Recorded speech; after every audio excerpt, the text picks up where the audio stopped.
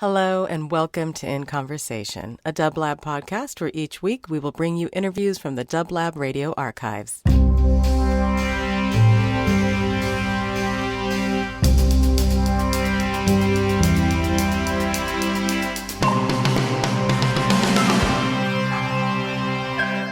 Good evening, you're listening to dublab. It is, 10:19 here in Los Angeles, California. Thank you so much for tuning in. My name is Maria Minerva. The show is called The Stone in Air. Okay, and you might be listening to us on dublab.com or perhaps on 99.1 FM if you happen to be in Los Angeles. It's a cold, miserable evening here tonight, and it's nice to be at the studio with my guest and some mezcal. And I'm really excited to introduce my guest, to be honest, because it's someone I've known for many years, but don't see very often. And you just heard two of his tracks, to be precise. So let me just introduce to you the one and only Yves Tumor, a.k.a. Sean, a.k.a. Shanti. Good evening, Sean. Hello. Can you come closer to the microphone? Hi, Maria. Okay, sweet. So where are you coming from tonight? Can I hear tonight? myself on headphones? You sure can, yeah. We should have actually figured this one out before. This is a bit more. So, no, this is, cool. It's independent radio, so things happen. Oh, yeah, much better. Okay, so nice to have you on. Where are you coming from? I just came from home. I just woke up at an hour before this, actually. Well, we have some mezcal that will help with that. I haven't seen you in months because you were in Berlin, but now you're in LA. Are you recording an album here, or what's going on? You said you want to catch up on air, so I'm just doing it now. That's okay. I like my voice better back here. Here it sounds too crisp and warm. I finished the record actually last year, and now we are mixing and mastering it this month, and I'm here. I'm still working on other music, other projects, but the record is in its almost kind of the final stages. And it's gonna come out on Warp? Yes. That's cool. In April. That's really, we actually haven't really said that out loud, but here it is. Come on, it was all over your social media, no? No, definitely not. Well, I definitely saw this news last year, and it's exciting. Obviously, it's like a huge label for electronic nerds such as ourselves. Yeah, iconic. It is iconic, but so is Pan, where you released on which you released your first, or the album on that everyone knows you from. What is it called? Serpent Music. Serpent Music. I should have done my research. Okay, so every time I have a guest on, I tell the story of how we met, and you're no exception. So here's the story. What is you can tell your version later. See if it's the same one. Yeah. So I used to live in New York, and so. Yeah. Mm-hmm. Okay. Nothing too specific, and we had a lot of friends in common. And I tried to make New York work, but it was very difficult. It doesn't work. It doesn't work. And I just remember plenty of instances when I saw you at these really cold and miserable warehouse raves, or fitness gallery, these places that I prefer not to remember. I liked all those spots. I didn't like the kids, but I liked the energy. The energy, yeah, was different every night. I remember there was one night where I actually remember vividly seeing you and all these people that we know in common, where I tried to go to an exhibition opening. I was really dressed up, and then I think it was in the Morgan L radius somewhere. And then I saw the only lit up building in this really industrial district, and I walked in, I saw all these security guards and metal detectors, and I was like, where's the opening? And they're like, this is a halfway house, and there's no art here. And then I kept wandering down the street into this what you imagine to be a pretty dilapidated industrial space, and finally found my opening, and you were there, and all these other people were there. What was that? I don't remember. Is that thing of Slava playing? Yeah, it could have been. I swear I remember this, actually. Slava was DJing. That was the first time I met him. Yeah, it was and there was a balcony out. Something, who knows? Never mind. Anyway, yeah, you were. This is too far back anyway. I don't even like thinking about this. Me neither. It was a horrible time. It was like 2012. Back in the day. And then I moved to LA. Didn't see you. Oh, and then a random thing. We both used to live in this like bungalow where Frank Zappa used to live in Echo Park. In the 70s, yeah. Which is crazy. He like recorded, I guess, some of his big albums while living there. Not living in there, but yeah. Well, it's a 6 bungalow complex, so there's like a 20% or 15% chance that we were in one of the ones where he recorded. Oh, so that wasn't the one he was in? I don't know, because there's like 7 identical bungalows, but it's a small complex. Oh. And if you go in the Wikipedia article, our address that's still on my driver's license like comes up. As that place? Yeah, as that place where he recorded. I thought it was interesting, but the bungalow wasn't the nicest. And then I didn't see you again for many years, and then I saw you last year when you were in town recording and doing your big Red Bull show, and that was that, and then I didn't see you for many months. So that is the story. Is it more or less the same that you remember? Yeah.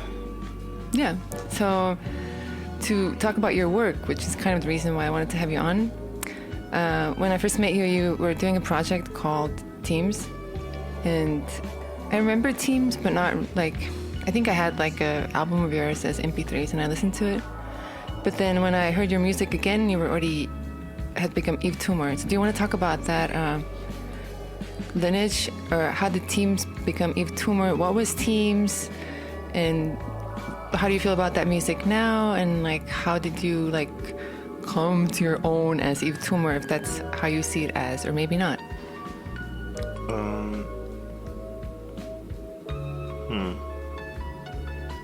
I did Teams as a way to, I guess I started when I was just exiting college, or my first year of like college in the US. And it was just, I don't know, I just picked that name really quickly, and it was just a way for me to like get all these ideas out of my head, like sonically. And it popped off like really quickly because of the time that I did it. Like I got jumbled, what's the word, jumbled in with That whole scene.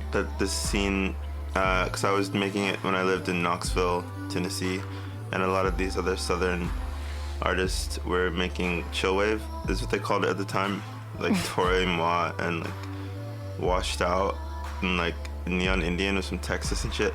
So somehow I got mixed in with these guys, but luckily I did because people took notice to it, even though I didn't make music that sounded like that per se. Anyway, so I did that for so long, and it actually became like, I don't know, popular in the underground somehow. But I wasn't very happy with it towards the end because it became like really easy for me to make this kind of music, and a lot of people were copying what I was doing because it was so easy. But yeah, and then eventually I just broke away in like kind of 3 different directions after Teams. Like I never like quit doing Teams. You can still hear like major fan people, like fans, I think if they listen they can hear it in my music still, like Teams, like that sound, The fidelity, yeah, I love that word, in the music. But it kind of just split off into like 3 different projects, and one of them was Yves Tumor. So who is Yves Tumor? We have this inside joke that every time someone writes about your music, they say enigmatic. But how did you like conceive it as, or what did you conceive it as?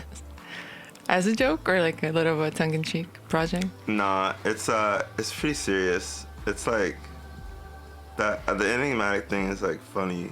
It's so funny. That was just like what we put in the press release for Pan. So it was in our press release. So when you find out about the music of the record, like that's the second, third word you see. So it's kind of our fault that happened. But I like that word, enigmatic. It's funny. Now when I see it, I just like giggle because it's lost its meaning. But what was your question actually? I mean, Who is the Yves Tumor? yeah, like what did you conceive it as? I don't know. Oh, it was like Why the French name? Why Tumor? I like the contrast of them, the two words. Yves is this really pretty unisex name, and a tumor is this like fatal force, you know, that's pretty hard to fight off. It always reminded me of I never actually was into Marilyn Manson's music like that much. I love some of his songs, but I wasn't like a fangirl. But the way they put their names together, Marilyn Manson and Twiggy Ramirez, they took names from pop stars and serial killers. I never thought of that. I love that explanation. Marilyn Monroe and Right. Charles Manson, and then Twiggy and Richard Ramirez. The Night Stalker. So that was always really like cool to me. So I liked how Yves Tumor sound together. I don't think I've actually ever asked you that before. It's very cool. I do like that. But you mentioned Tennessee. Like, I don't know how autobiographical you want to get, but you're from the South. So what did you like grow up listening to? What do you think about when you think about home? Because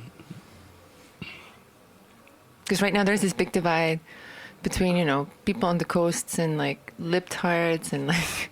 What's a lib? Is that a libertarian retard? It's like a liberal retard. That's a scary word. I see this on my Twitter, but I don't even know. Am I a libtard? I mean, depends on your political views. Damn. I feel like I might have said something and sounded like one earlier, but. Well, I think. Wait, but Tennessee. No one identifies as libtard. So, like, no one identifies as hipster. But Yeah. that's something you call someone else. Or like they don't identify as neo-Nazis, but they are though. Exactly. So we'll never know if we're libtards or not. Yeah. I'm actually not like from Tennessee. I was born in Miami, Florida. A lot of people don't know that. Like in Fort Lauderdale area, but I moved to Tennessee for a while.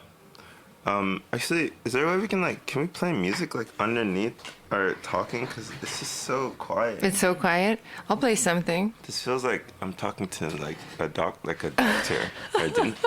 I'm being checked up on. Can we just play like something underneath while we talk?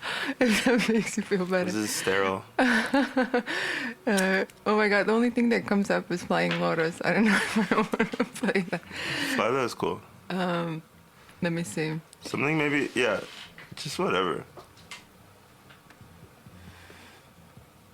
This is Fortet. That's cool. I love Fortet. Yeah, just like ambiance. Cool, now it sounds more relaxed. I never thought about that. I mean, maybe it's a good idea. Yeah, you should do it. I like to be this like Estonian doctor that you go see late at night. That's a vibe, but I guess that is better. I need to be Fully relaxed. yeah.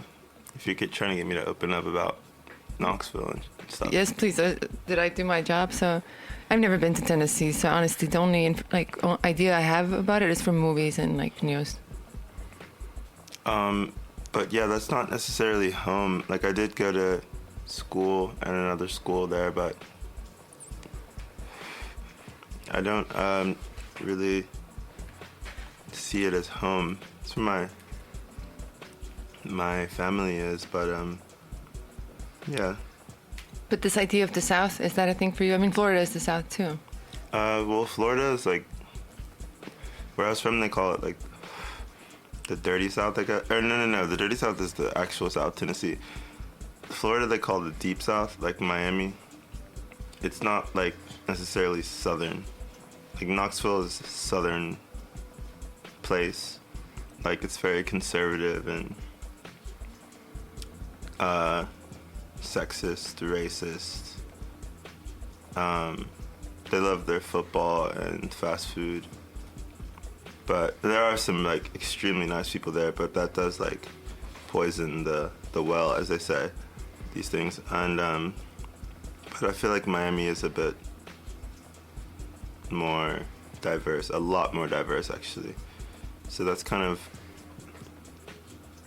where I like to at least pull like energy from if I am, or wherever I'm living at the time. Do you ever play shows in Tennessee? No, I used to play a lot, but when I had like bands, like high school bands and stuff like that. But no, I haven't been back. I don't think they want me. No, I don't think they need me there. Yeah. You know what I mean? Or maybe you don't need them. That's so interesting. But then what were you listening to when you were growing up? Because I was talking about your music with someone the other day, and I described it as, even though you're not, involved in like fashion stuff and all this like cool stuff that you do, whatever, the music itself, it sounds like it's made or produced by someone who could be described as having an old soul. So you can deny or agree or kind of lay out your influences or where the Yves Tumor influences at least are coming from.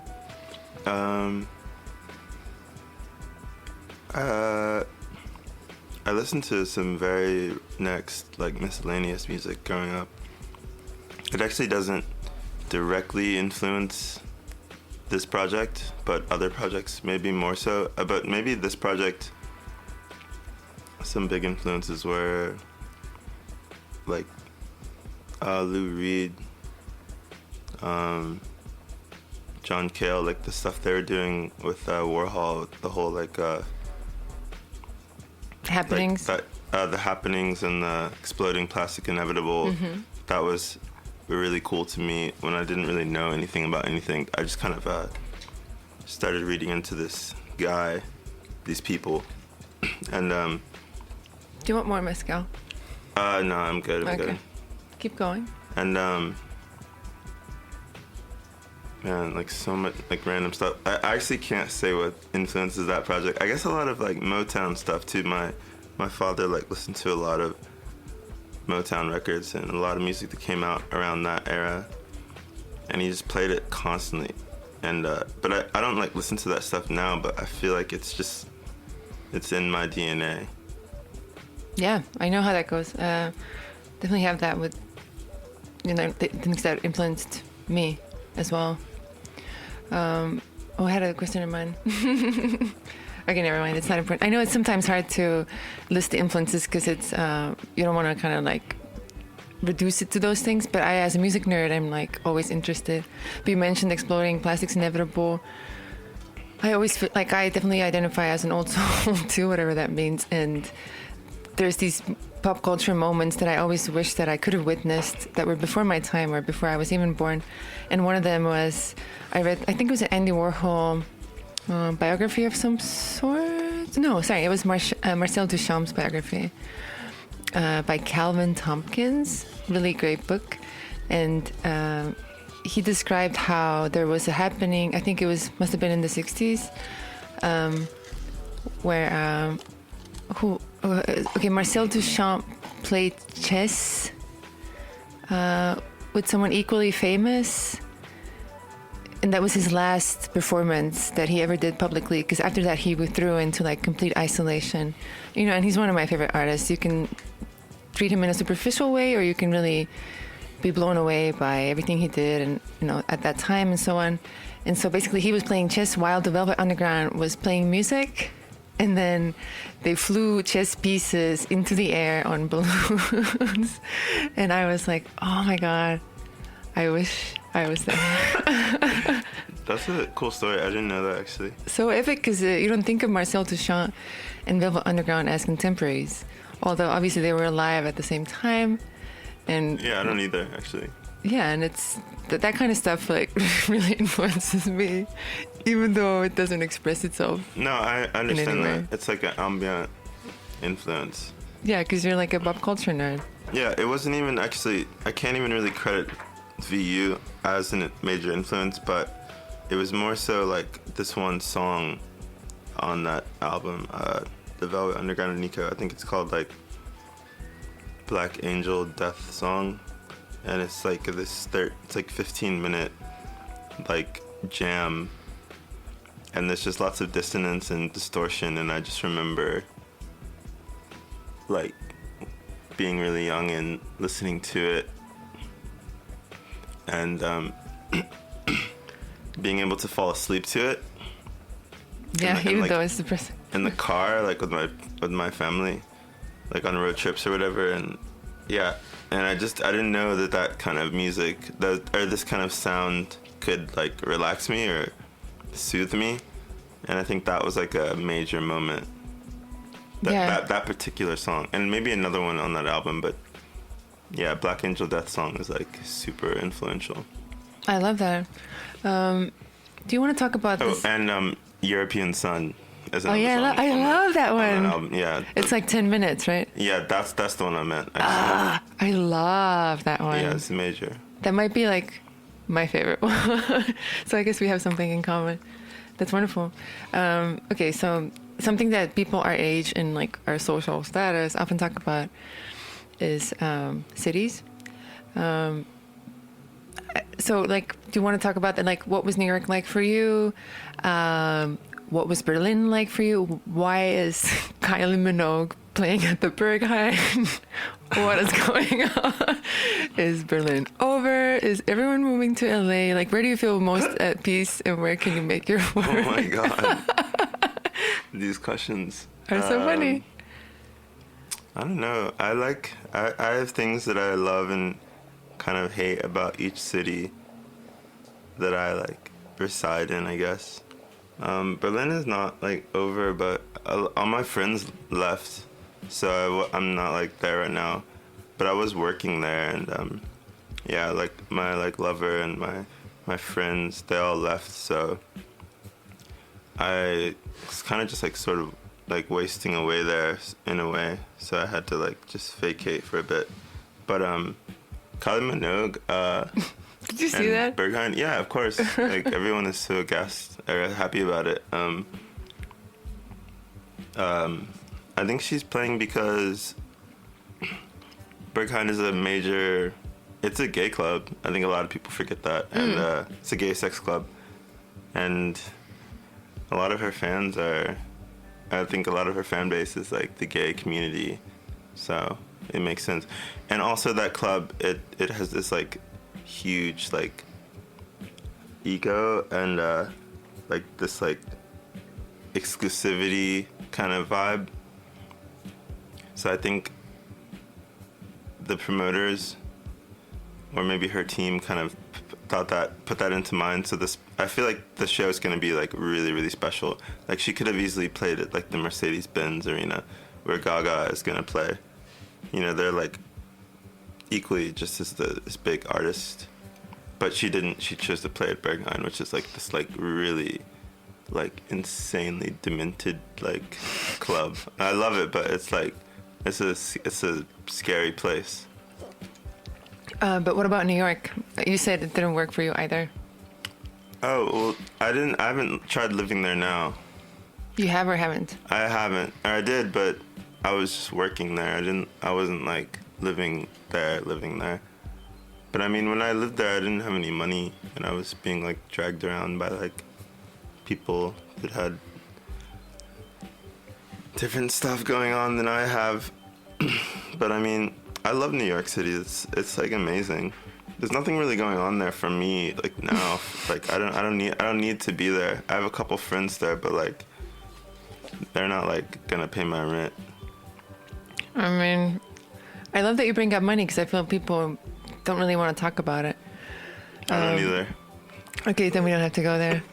But then now you've kind of set your foot down here in LA. No. You're gonna stay enigmatic. Torin? We'll see. Well, I'm glad to have you back in Los Angeles. I'm here for now. I'm glad to have you back in Los Angeles. Me too. So I wanted to talk about. Let's talk about fashion. Are you okay? Yeah, I'm good. Yeah. Let's talk about fashion. You've done a lot of,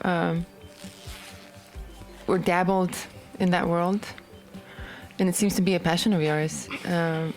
Maybe you want to talk about the thing with Hood by Air. There's other collaborations I'm sure that I'm forgetting about.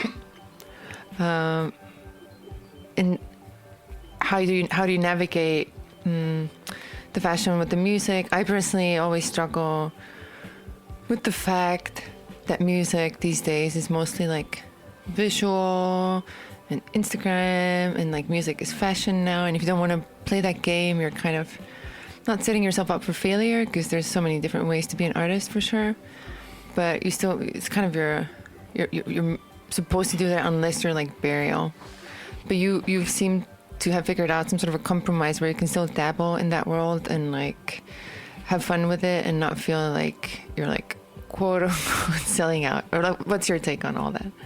You can start with describing the Hood by Air performance, because that seems like it was like a cool thing that you did. Yeah, that was pretty amazing.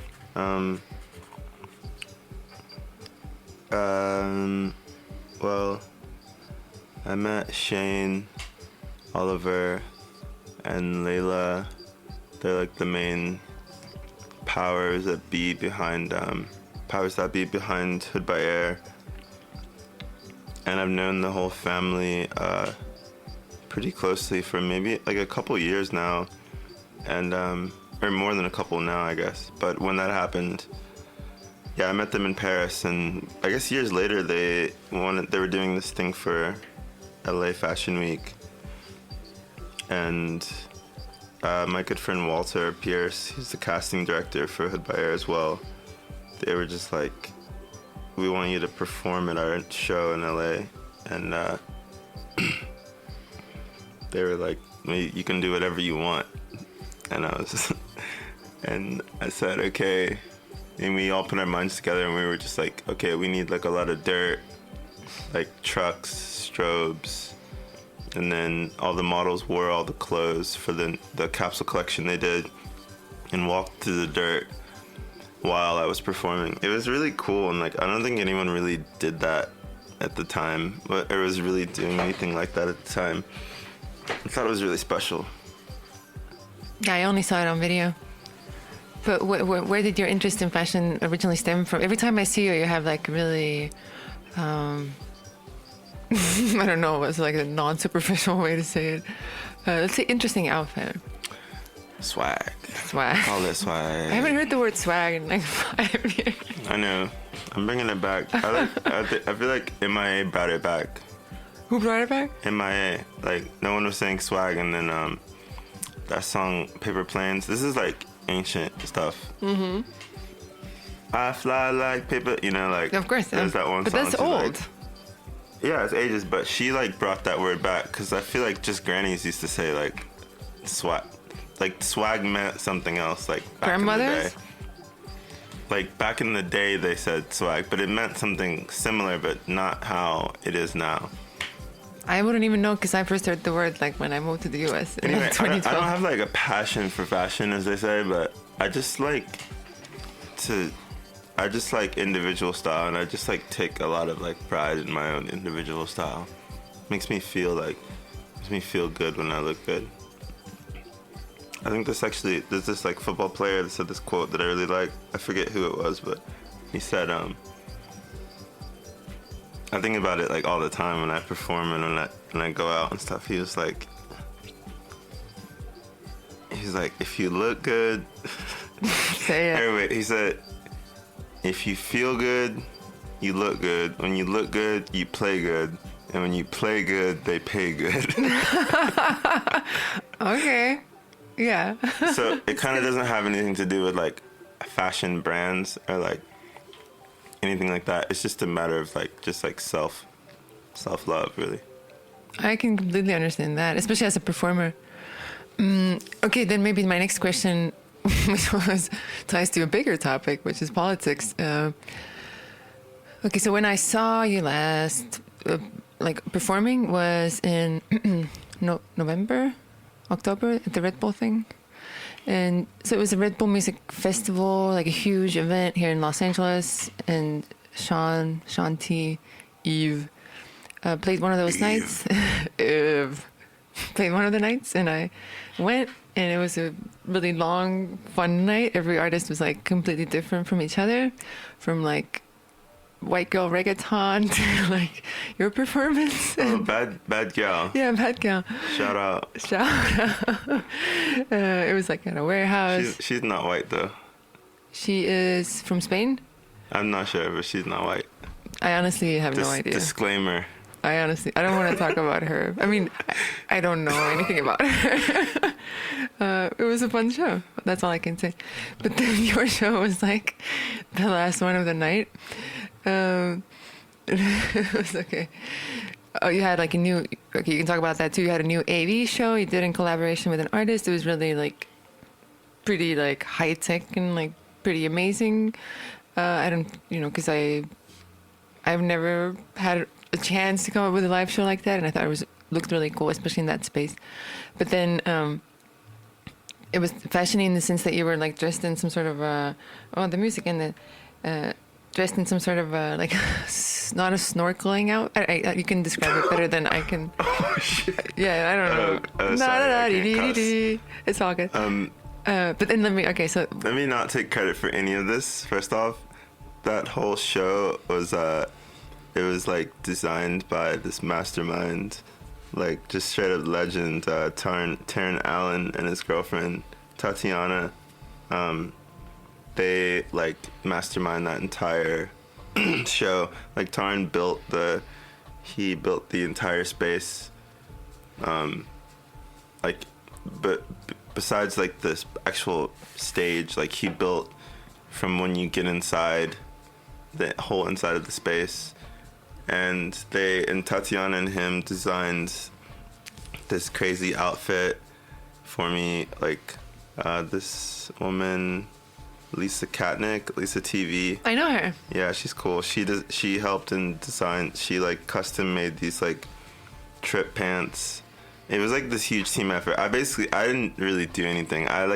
They kept me sort of in the dark in a way, like while they were plotting, scheming, and I showed up a day before the show, and then they were like, "Here's your boots. Here's your thing. Here's this. Here's the liquid latex." They like painted my body with like black liquid latex, so like throughout the show it like peeled off of me. It looked like my skin was like dripping off. Like it was. They are like visionaries. I didn't really. I had a little bit of input, but like they completely just killed it. It looked amazing, and I met Lisa super briefly. I don't remember where, but maybe it's like another example of like Kylie who plays in Berghain. But I believe Lisa also did style for Miley Cyrus and like her performance at the VMAs with Robin Thicke, with the whole like Teddy. Like Lisa's like high up there. She's big time. Yeah, she's big time. Yeah, she's cool. She's like still like humble, like nerdy girl. Well, just like a hardworking person at the end of the day. But I just think it's cool that you and Miley Cyrus were dressed by the same person. Is that cool? It is pretty cool. Like, I mean, I think know. it's smart. I don't trust Miley anymore. I love Miley. But what I liked about the performance, I didn't know like that it was such a huge team effort, which is really cool. But what I saw, as someone who didn't know all these details, you started off the show, and it was like a really funny experience because the whole night was kind of like, chill. Everyone's like happy, whatever. And then you ruined the mood because you were chained to the stage in this like crazy outfit, going around in circles.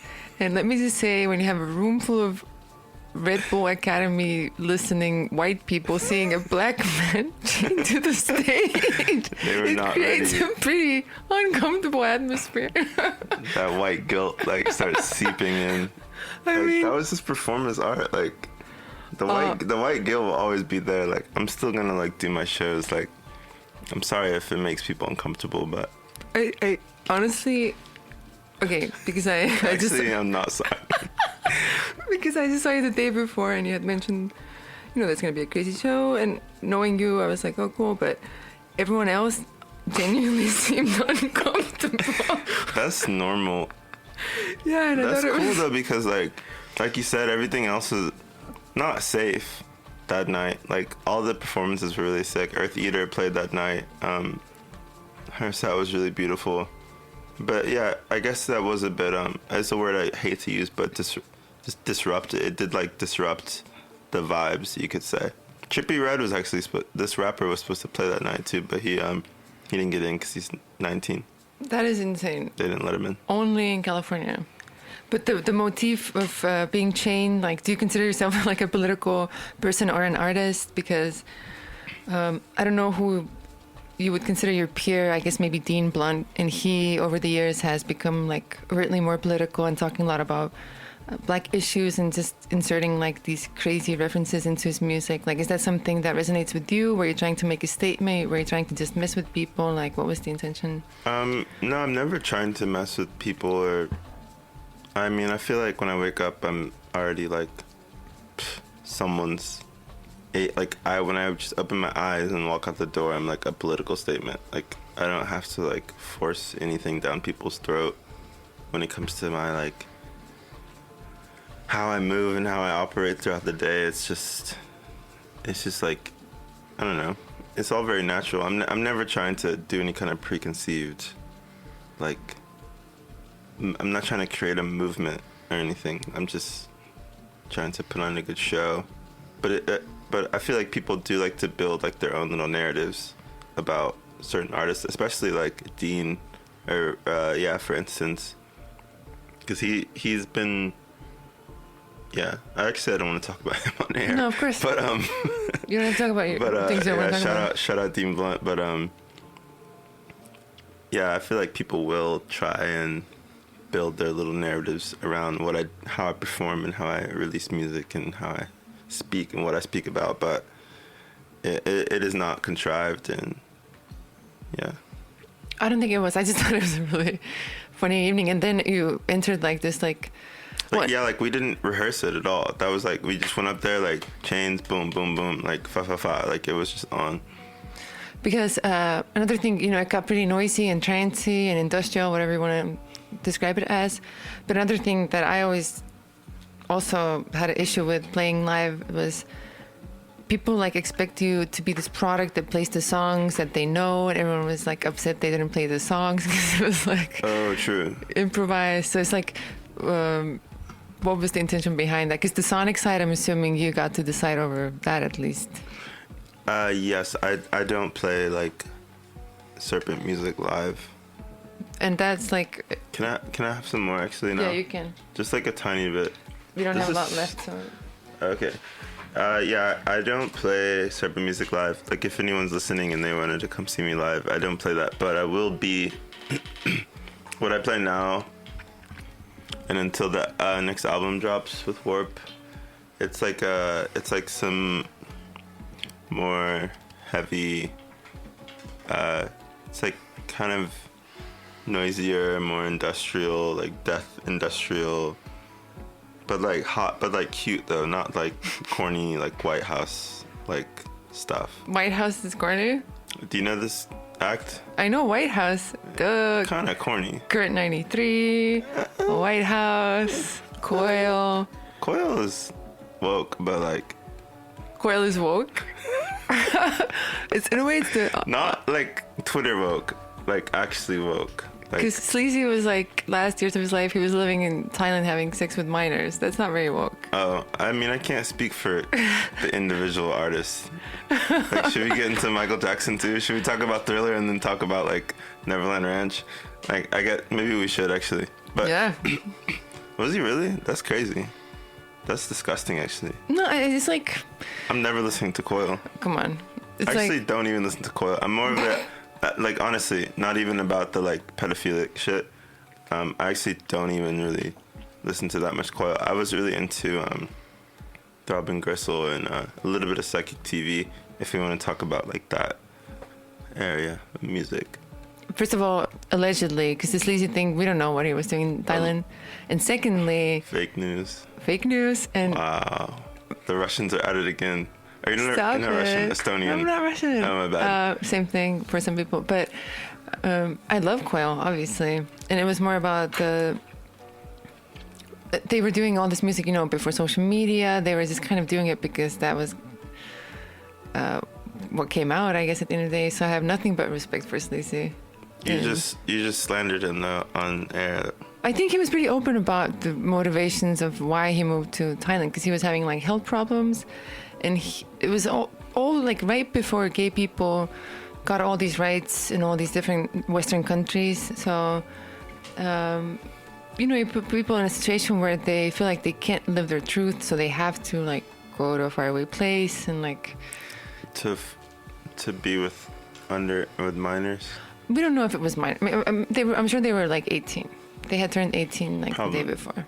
Because I don't want to talk negatively about Sleazy. I think, Yeah, rest in peace. Rest in peace. And same thing, I was always super influenced by Throbbing Gristle, all this stuff. So definitely the last person I want to be talking bad things about.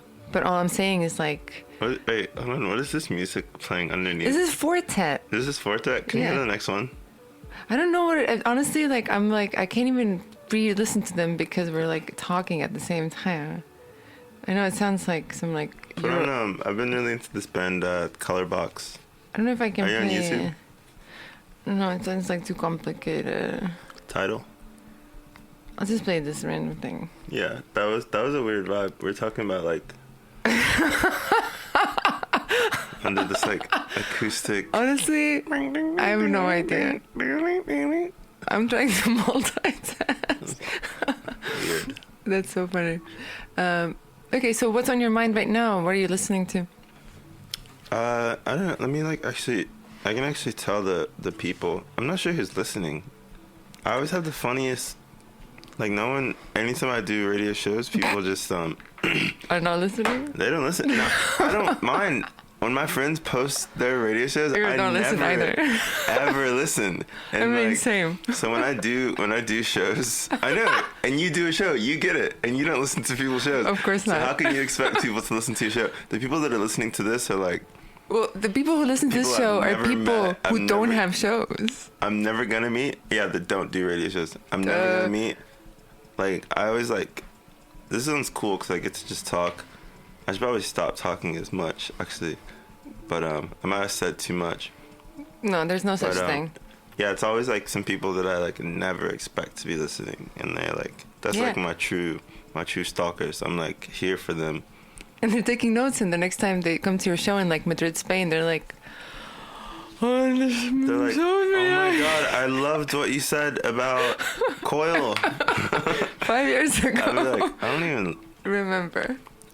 So I don't know. I've been listening to let's see. I got into Lil Wayne again. How's he doing? He's doing amazing. Maybe I can play some songs. I heard he had 5 strokes though. Nah, he has within the past 6 years. I got into this Ukrainian artist. Her name is Luna. Maybe I can play some music from her. Oh, we shall. Yeah, that's the next up. But this is still part of our official interview. The chat. And then I've been listening to a lot of Scandinavian music. Such as? This band, I'm pretty sure they're from... Let's see. They're called Age Eternal. I'm actually not sure where they're from. I could swear they're some Scandi people though. And this woman Luna from Ukraine. I got into this Estonian woman. Her name is Veli Jonas. Do you know this lady? Veli Jonas. Of course you do. Of course I do. I got really into her. She's so good. And she only has 2 songs out, but the 2 are amazing. And this band Colorbox from the 90s, I'm constantly listening to, and just lots of rap. I do listen to a lot of younger rap artists, Trippie Redd and Uzi Vert and Kodak Black. Kodak Black? That's the thing that Cardi B track was modeled after? Yeah, exactly. What was the whole thing with that it was the same flow? I don't even know honestly what that means. Kodak Black is this rapper from Miami, and the song is called Bodak Yellow. Mm-hmm. And just the way that she a lot of people won't even understand that reference.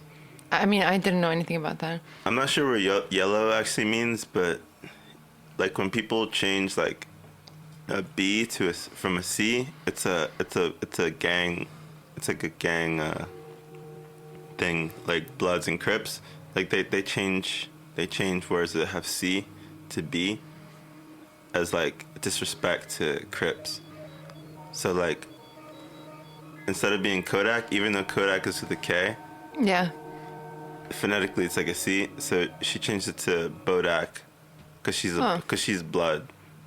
I had no idea. Yeah, I know this is like a lot of information for like No, I mean, for white I think it's folks. okay. Yeah, okay, I'll take it. I'll go slow. I think it's interesting. I'll go slower. Yeah, she just got into a lot of trouble actually. Like it's crazy high profile she is. Like she's beyond high profile. Like she's like actually still in trouble like right now with like on some like LA like gang turf shit because she posted a picture. Cardi B is? Cardi B, yeah, she's like one of the biggest stars in the world right now, and she's like beefing with like LA MS-13 or whatever it's called. I don't know about fucking. Oh, sorry. Sorry. La di da. MS-13. Angel choirs are singing. But yeah, she posted a picture in this blue coat, and she was like, she captioned it. She was like, I don't even like flu, but this coat is like fire, and like changing blue to flu. It's like it's like a derogatory term against Crips. You see the completely vacant look on my face. Yeah, as usual. I'm going to make it look on my face. Oh my god, I'm That so is sorry. foul. This is okay. So what happens is, I turn my phone off, but the Siri is still on, and whenever I pronounce a word that sounds like "Hey Siri," it automatically like goes off and like tries to help me with something, and I'm like, "Excuse me, I'm on air right now. Like, please That is really rude. stop working." Maybe we can like take a break and like Exactly, play my some thought play some exactly. music. Yeah, I love that you mentioned some of your favorites. I hope we get to hear them like in a second. So next up, Yves Tumor is gonna play some of his favorites. So please don't go anywhere.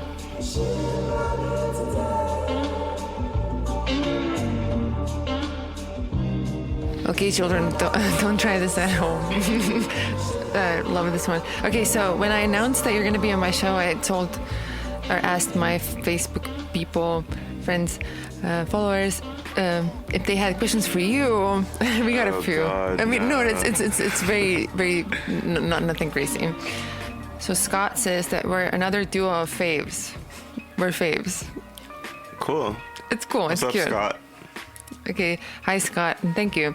Fernanda Mendoza from Mexico says, not a question, but a request for him to bring Serpent music on vinyl at his upcoming show in Mexico City. Oh, no, I won't. I can't because I don't have the vinyl. So what's a girl to do? I think you can order from boomcat.com. Love those guys. From Pan, yeah. But Boomcat is in Europe, so to order to Mexico, it's like $30 shipping. Is it? Oh, Yeah. I'm not sure how to actually get it. I can, if you actually just email me, I'll just send you the files.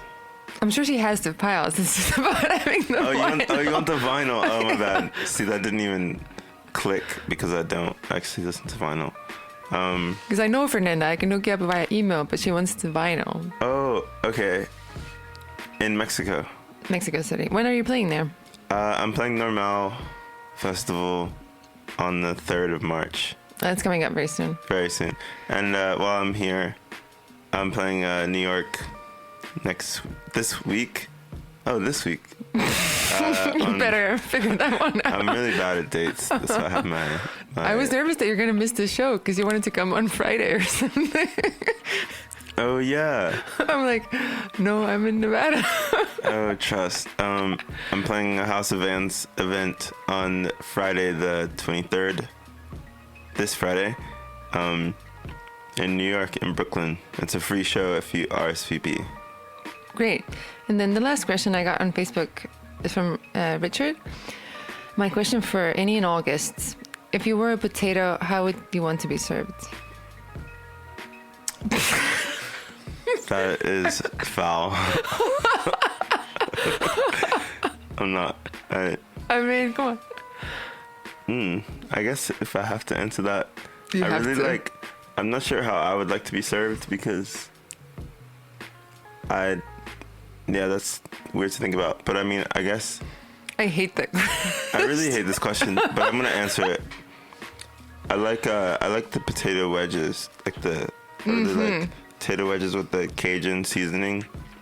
Maybe maybe that would be me. That's what I used to get at Popeyes. Like, wow. I used to live off, wow. Why are you laughing? Just wow. Why? That's so unique. Is this like some white girl joke now again? It was leaning towards like, no, this isn't even about that. No. Okay. I'm on your show. I'm on a white girl show. Like, I'm not gonna comment. No, you can make fun of me. I don't care. I love when people make fun of me. Wow. But I used to live off Myrtle Wyckoff in New York on the L train. And sometimes when I was really cold and miserable, I went to like KFC or Popeyes, and I would always get the potato wedges. Just that? No wings? No wings. Yeah. It's a quality choice. I mean, it's good stuff, and like you said, it's like, yeah, it's perfect. So I think we answered that question. Are those all the questions I got? Yeah. I mean, I should have posted earlier or like boosted this post or whatever. That's but fine. I think they're pretty good. And what is this that we're listening to right now underneath our chat? This is Jay Dilla. I was just about to ask if it's Dilla. Yeah, it's a 14-minute version of one of his beats that someone put on YouTube. But I listen to it all the time because it's like the perfect loop, and it's like I can just play it twice and it takes up 30 minutes. Oh, you mean like when you're forced to DJ? When I'm forced to DJ, yeah. Cyberbullied. Sorry that I'm laughing. I'm so sorry that I made forced you to DJ. But you said that your upcoming album is kind of based on the same principle. It's music for the ADD generation. Do you want to expand on that? Did I say that? Yeah, like 2 minutes ago. I don't recall. Well, I understand if you don't want to talk about the album, if it's like under the wraps still. I think all great music is loops cool. based. I mean, yeah, I'm very obsessed with like repetition. It's like, I think it's extremely important. But you know what Brian Eno said? No. I think it was Brian Eno. He said repetition is a form of change. Wow. What do you think about that? I mean, I don't actually even listen to Brian Eno, so that comment doesn't mean that much to me. But what does that mean to people that do listen to him? I mean, I think because he loves loops, like repetitive stuff, right? Of like course. Gradual build-ups, right? That's his stuff. Well, I don't remember. I think he was talking about minimalist music. Maybe I'm messing this all up, but I'm pretty sure that was him. Or maybe he was referencing a minimalist composer. It could have been like Lamonte Young who said it. But whoever said it, like, you know, I heard this quote like 10 years ago, and it still resonates with me because I think it's true. And you can always say like, oh, like this music, like I could have made it because it's all just loops and blah, blah, blah. Mm-hmm. But no, you have to find like the loop. Yeah, that groove. No, I totally agree. Beautiful. But about the album, yeah, I guess a lot of people don't even know what to expect. But I kind of like that. Like, I do want to talk about it, but I also don't at the same time. But I don't know. You don't have to. We can just like turn up Dilla. Yeah. Sure. Okay.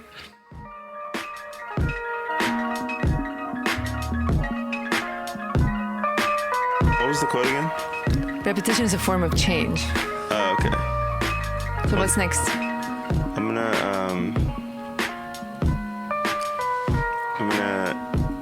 play a new song from my album. Oh, nice. Yeah. Exclusive? Very exclusive. Unless you have the Warp plug. I don't think so.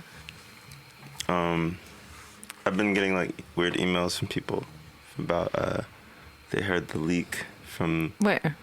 I don't know. I guess if you just like... if you know Warp, then you have some kind of streaming link and you've already heard it. But I don't know who these people are, but it's fine. But yeah, I'm just gonna play... I'm trying to figure out which one I want to play, actually. What's your goal? I'm happy to be able to play your upcoming music. It's an exciting moment for me as a radio host. I'm gonna play one with It's a song with James K. Who's James K? She's an artist from New York. She's a singer, songwriter, producer. She's really sick. Great. Okay. I'm gonna talk over it because I don't want people to Rip it. I don't want people to Oh my god, I just went on live on Instagram, so I got some fans. That's so nice. Mickey is in here and Bliss. Alright, I'm gonna play this one song. If you're coming into Instagram live, go on dublab.com. Let's see if we can get more people in here. I got 12 people. You see, there are people who are actually listening. I wouldn't say that, but Well, they're on Instagram at least. they're on Instagram. Well, tell them to turn the stream on as well. If you're on Instagram live right now, we're on dublab with Maria Minerva. I don't know why I did the fucking The Miley. I'm gonna Estonian Miley. Estonia. Let's see who's in here. We got Walter Pierce is in here. I just shouted you out, Walter. I just gave you a shout out. We were talking about the HBA thing that happened like 10 years ago. 10 years ago, you were 5 years old? All right, so I'm going to play a new song from the album. But you're going to talk over it. I'm going to talk over it because the label might get mad and Don't sell your soul to the record label. I don't want people to cop to like record it and post it. So I want to. Okay, so if you want to hear the new song, if you're listening on Instagram Live, everybody just go to dublab.com and you can hear this brand new song that I recorded with my friend Jamie Krasner. All right. Did everyone? You are amazing. Thank you. I'm just like reading the comments. Is the song playing? No, I'm gonna start it now. I'm just like waiting for people to come so they can hear it. Okay. Well, I love that you're doing all this interactive thing because I'm really bad at it. No, that's cool. dublab.com.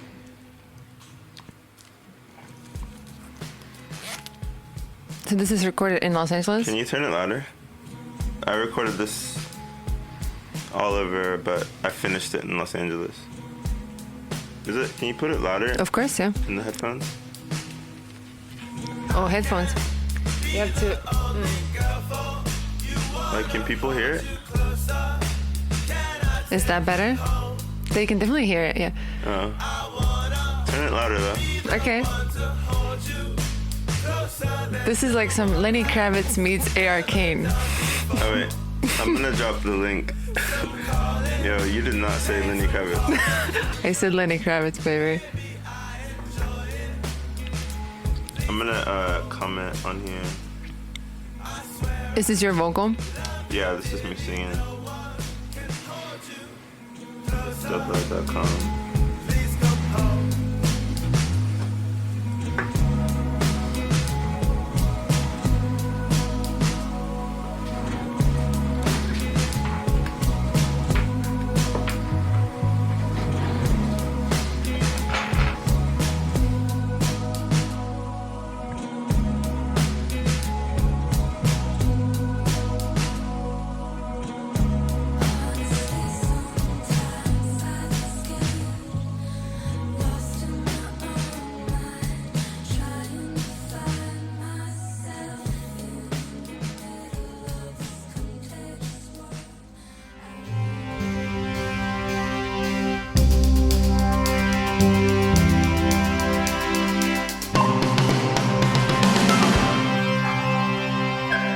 In Conversation was produced by Dublab, a nonprofit radio station broadcasting live from Los Angeles since 1999. Sound editing and theme song by Matea Baim. For more programming, visit dublab.com. And thank you for listening.